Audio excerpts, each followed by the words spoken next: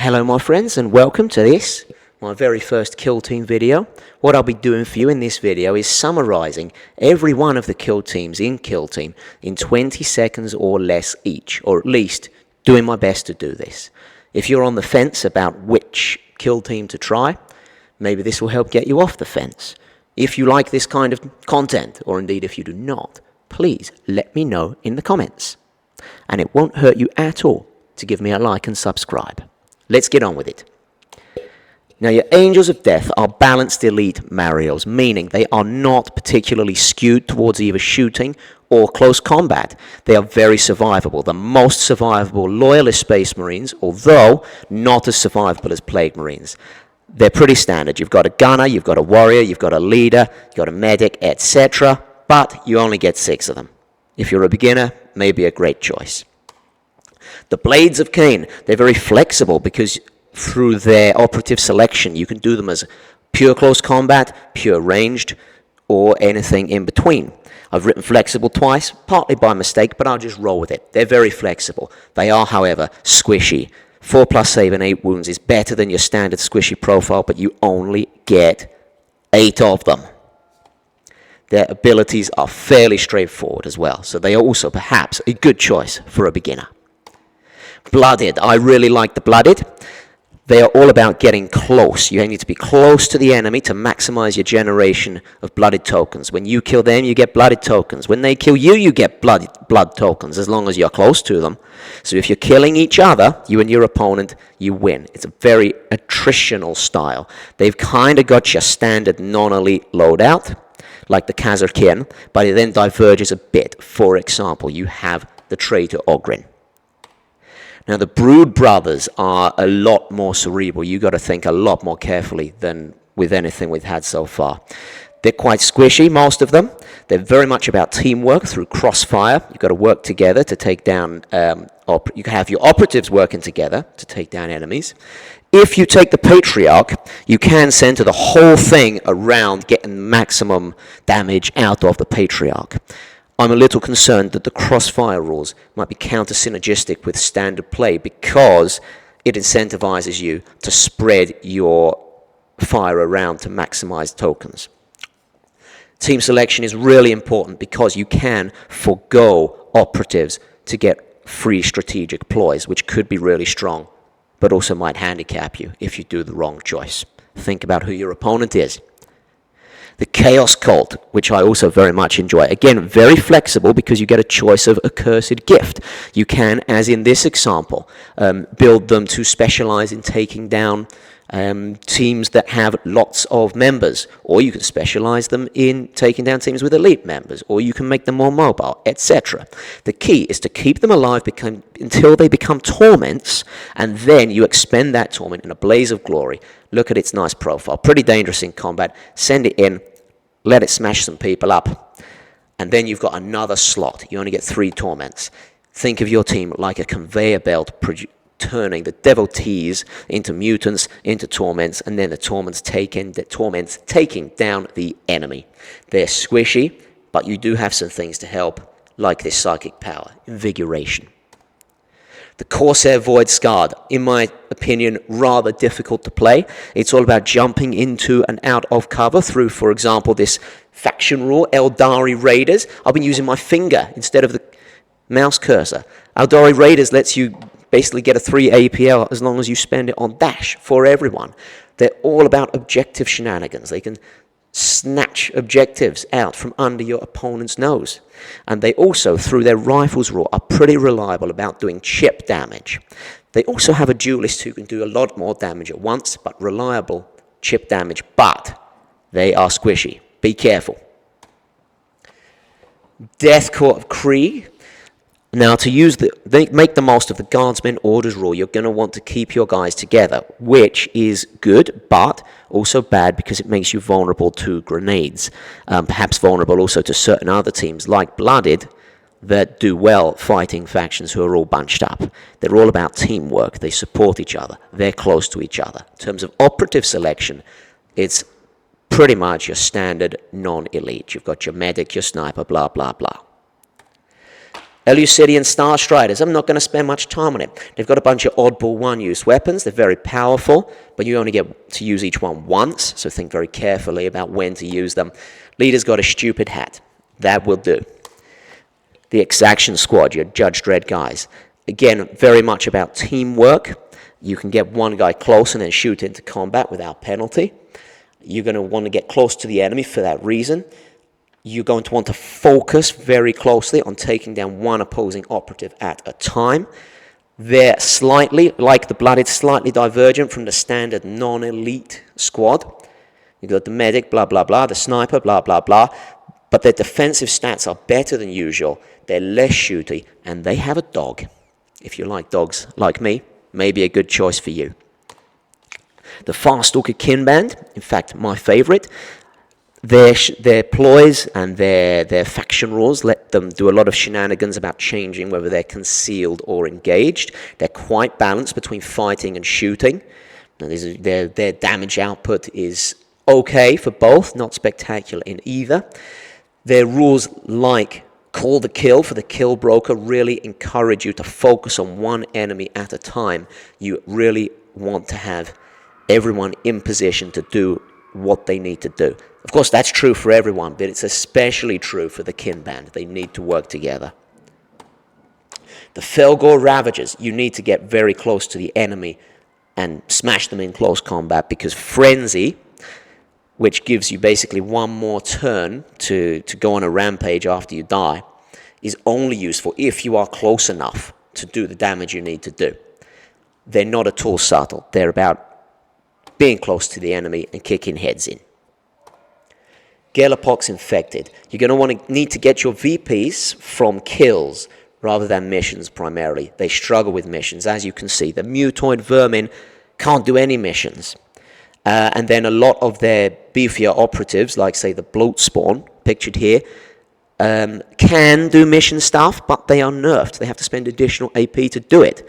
However, their beefy operatives, as you can see, are very beefy indeed. This one's got 20 wounds and some very nasty attacks. And it's not even the beefiest. They are fighty. They're a close combat faction. The highest range in the whole team is 6 inches. Hand of the Archon. Like the pirates, they've got reliable shooting. I believe they have the rifles again. They're pretty squishy. Not the squishiest one by one, but you don't get that many of them. Maximizing pain tokens, you're going to want to spread your fighting around. Give everyone something to do. Again, sometimes risk leaving injured opponents alive. That's a little bit contrary to what you'd usually want to do, which is finish off the adversary so it can't hurt you again. Still, nice team. The Hearthkin Savages are a little bit like Felgor Ravagers in that you want to be close and you don't want to worry too much about dying. That's also true at the Blooded. Don't worry too much about dying, because your guys dying gets you grudge tokens on the enemy. They also, as well as being survivable and pretty good at shooting, specialize in objective or mission shenanigans. They're great at contesting objectives. They can get missions done despite how close the enemy are. They also get bonuses quite often to fighting against enemies who are close to objectives. The Hernkin Jaegers. Now, this resourceful ability that gives you resourceful points, which you can use to heal and get bonus APL, is really good, but it's counter-synergistic with operative profiles, because to get the points, you need to be not in control range of any enemy operatives, not in close combat, but their weapons, their good weapons, are short range, range 8, range 6. Anything longer than that has, for example, this bolt shotgun profile, 2 and 2, hitting on 5s, feeble. So there's a little bit of counter synergy there, but the power they have is really good. Now, Hierotech Circle has reanimation. They can bring back their slain neutrons. That's not as good as you might imagine. Remember, there's only 4 turns. You need a 3+. There's ways that the enemy can shut it down. It's not as good as you might imagine, but it is good. Their equipment choices can make them very flexible. Now, for example, the Tesla Weave will be fantastic against your fightier teams like the Felgor Ravagers or the Gelapox Infected. The Hunter Clade are very flexible due to having lots and lots of leader and equipment options, and the imperatives also let them whole team specialize. But because those imperatives also nerf you at the same time to give you a bonus, it's another ducks in a row faction. You need everyone to do the same thing at the same time. You need to line it up so everyone is shooting, or everyone is in close combat, or everyone is defending. They're not that good in close combat, but rad saturation incentivizes you to get close. That is, you worsen the hit stats of enemy operatives when they're close to you. Could be called counter-synergistic. Could be called making up for a weakness. On we go. Now, the Breachers are another faction where you want to get close and blast. They have a lot of shotgun-type weapons. They're also very much about teamwork. They need to bunch up together to make the most of, for example, their attack order and their defense order, because they've got to be close to each other, within 3 inches. They also have void armor that helps them bunch up safely, because it shuts down things like grenades that would take advantage of that. That is, used by your enemy. They are, obviously, because of their breach and clear power, better in missions with hatchways, but I like them anyway. The Inquisitorial agents are very, very complicated, because they can choose operatives from all these other teams, like Death Corps, Exaction Squad, Breachers, blah, blah, blah. For that reason, they're the most flexible team. So if you really like being able to choose a really flexible loadout, go for them. They've also got their own guys like Hex Assist. You can basically build Inquisitorial agents to beat any adversary. If that's what you're into, Inquisitors for you. The Kazakin, I would say, best exemplify the standard non-elite loadout. That is the squad where you've got your sergeant, your sniper, your healer, your gunner, your heavy gunner, etc. Skill at arms gives everyone a particular buff. Like in this example I've given you, ranged weapons get severe. Because you're giving it to everyone, it's another ducks in a row faction. You want to line it up so that ideally everyone is shooting or everyone is in combat, etc. It's less important than with the Hunter Clade, but it's still important. The Commandos are simple, but they're very effective. They've got a nice beefy profile. There's quite a lot of them. They use a surprising amount of stealth type techniques. Worth noting, by the way, the standard Commando boy, just a normal boy, gets grenades. So they're actually quite shenanigansy for orcs. They're very robust, like both individually and tactically. You can make some mistakes and recover from them. Get nice simple powers like giving melee weapons the balanced rule. Probably a very good beginner choice. The Legionaries, I'm calling wacky elite Marios. They're like the dark cousin of the Angels of Death. They are flexible because they can take different chaos marks that might make them better in close combat or more resilient or better at shooting. Compared to the Angels of Death, there's more to think about, so a higher cognitive load, a bit more difficult to play with, but more killing power, I will say, when used optimally. The Mandrakes are the weirdest faction because of Soul Strike and Shadow Passage and Umbral Entities. All of these things go against standard rules by doing things like letting you teleport across the board between pieces of terrain, or letting you attack based on the enemy's APL rather than their armor, which will be devastating against certain ones, like perhaps the Blades of Cain, but might even nerf you against some others. They will be vulnerable to anyone who can move fast and is good in close combat, because their powers are, for example, about nerfing piercing, which close combat weapons either never or maybe just rarely have. Nemesis Claw are a more shenaniganish variety of legionaries, more shenaniganish because of in Midnight Clad. They can get obscured if they're far away from the enemy and if they're close to heavy terrain. They're very strong, but they're a little bit counter-synergistic in that they do very well in close combat, but in Midnight Clad requires them to be more than 6 inches away. A little bit like the Hernkin Jaegers in that way. They also really like debuffing. If you like debuffing too, Nemesis Claw are a good choice. They also look cool. The Novitiates. Now, Novitiates I've seen them recommended for beginners. I'm not 100% sure about that because there's a lot of managing faith points. Doing that well is going to be key. You want mileage out of them. They have a fairly standard non-elite loadout like the Kazakin, but it is more tilted towards aggression and close combat, as exemplified by the duelist here, who's quite squishy but very dangerous. They also have this Novitiate Condemnor, a highly effective anti-psyker. That means they're quite skewy in terms of matchup, meaning very good against some factions, perhaps wasting a slot against someone else. Very good against, for example, Warp Coven, due to all this anti-psychic stuff, immune to them, the Condemnor. Right, the Pathfinders. Again, a fairly standard non-elite loadout, but they're very shooty.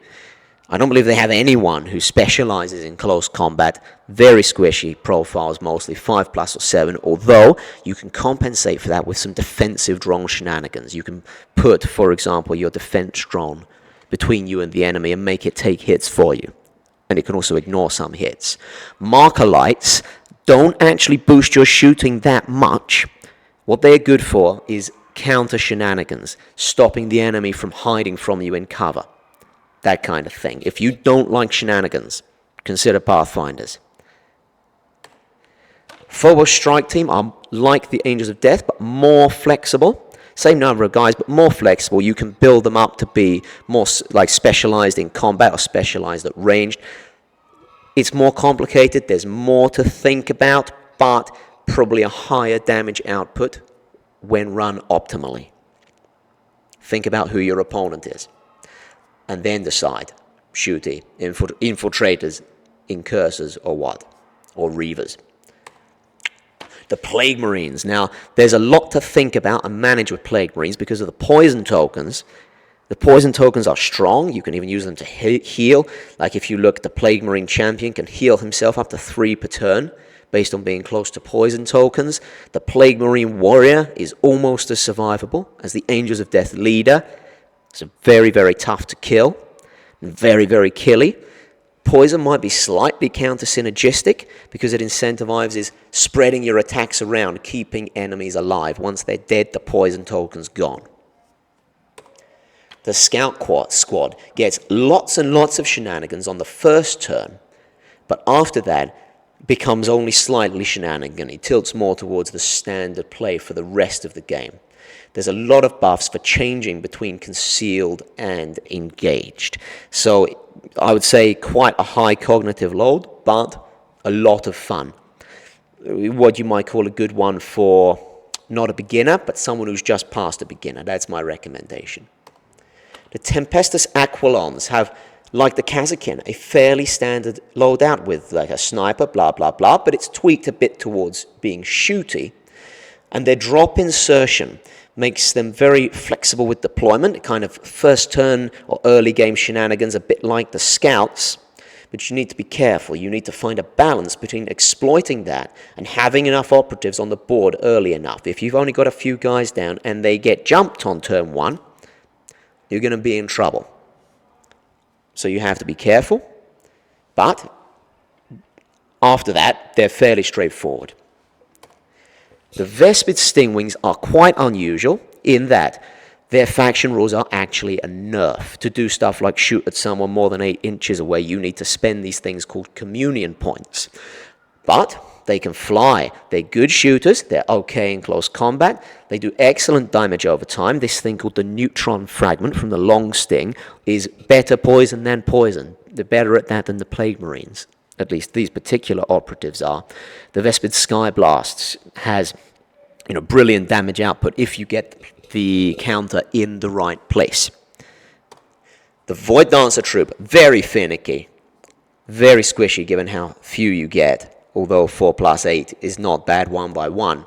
Getting the most of them is all about being able to change your plan quickly. You need to switch between allegories, which will buff either your shooting or your close combat at exactly the right moment. If you balls that up, you're going to be ballsed. The Warp Coven are pretty flexible because you have Zangor as well as the Marines. You can do them as a team with a lot of members. Please remember, the rubric marines need sorcerers close by them to perform well. If they're not close enough to a sorcerer, they lose 1 APL. There's a lot of complicated special abilities to remember, like the sorcerer's psychic powers, but those powers are very powerful. Like this one, you can just have your guy come out, blast the enemy twice because he's Astartes, teleport back into cover. No one can touch him. Very nice. I would say that they are the shootiest of the various Space Marine teams. Wormblade. Is it the last one? It is the last one. Wormblade are kind of like the Tempestus in that they start out with a lot of guys not deployed on the field yet. But they are more glass cannon. They're not as resilient as the Tempestus, who already are perhaps not massively resilient. So their deployment shenanigans are very good, very dangerous, but you need to balance using them against getting outplayed in the early game by not having enough warm bodies on the field. They are quite balanced in terms of shooty and fighty, and they're very specialized. So if you look at the Kellamorph here, what he does, which is close range shooting, absolutely deadly. Sanctus Talon, what he does, being in close combat with 3, 6, hitting on 3s, lethal 4+, shock, absolutely deadly. But that's all he does. Jump up on people, stab them, go back. Highly specialized, a lot of fun, but quite tricksy, especially in getting the most out of familiar territory. I bet that was more than 20 seconds each. Well, my friends, thank you for listening. Whether or not I succeeded in my mission or not, please give me a like and subscribe if you like and want to subscribe. Bye-bye for now.